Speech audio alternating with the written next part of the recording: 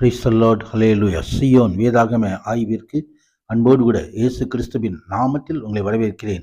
இன்றைய தினத்திலும் என்னாகமம் புஸ்தகம் அதிகாரங்கள் 29 முதல் 32 அதிகாரங்களில் உள்ள வசனங்களை தியானிக்க சர்வ தேவன் நமக்கு கிருபை பாராட்டுவாராக. 29வது அதிகாரத்திலே 7ஆம் மாதம் 1 தேதி பரிசுத்த சபை கூடும் நாளாய் இருக்க கடவது. அதில் சாதாரணமான யாதொரு வேலையையும் செய்யலாகாது. அது உங்களுக்கு எக்காலம் போதும் நாளாய் இருக்க வேண்டும் என்று எக்கால பண்டிகையை அங்கே கட்டளையிட காரியத்தை குறித்து நாம் பார்க்கிறோம். கர்த்தருடைய மகிமை உண்டாவதாக. ஆண்டவராகிய தேவன் சகல ஜனங்களும் பரிசுத்தமாக இருக்கும்படி ஒரு ஈடேற்றத்தின் நாளை அங்கே அறிவிக்கிறார். கர்த்தருடைய மகிமை உண்டாவதாக.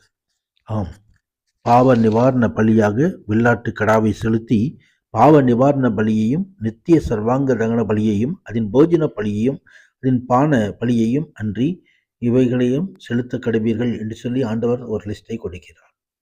ஆசரிப்பு கூடார பண்டிகை எப்படி கொண்டாட வேண்டும் என்பதை ஆண்டவர் முறைப்படுத்தி தருகிறதை நாம் பார்க்க முடியும். மகிமை உண்டாவதாக.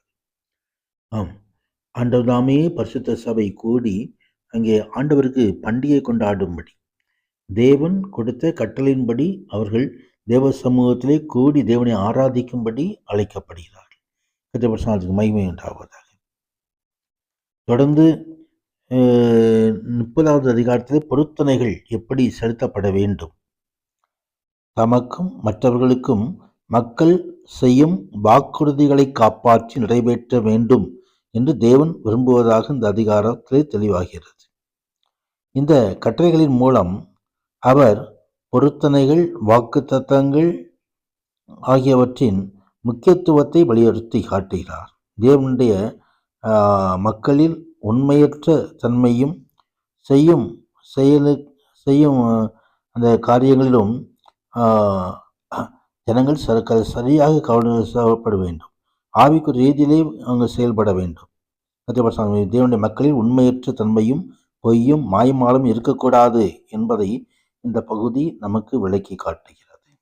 மகிமை உண்டாவதாக. ஆண்டவருக்கு நாம் பொருத்தனை செய்யும்படியாக அழைக்கப்படுகிறோம். 31வது அதிகாரத்திலே மீதியான் மீது பழிவாங்கப்படுகிற காரியத்தை குறித்து நாம் பார்க்கிறோம்.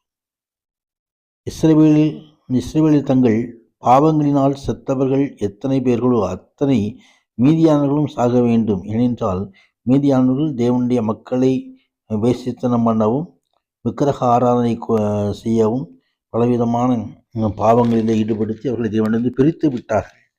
தேவ கோபாக்கினை அவர்கள் மீது மூண்டிருக்கிறது.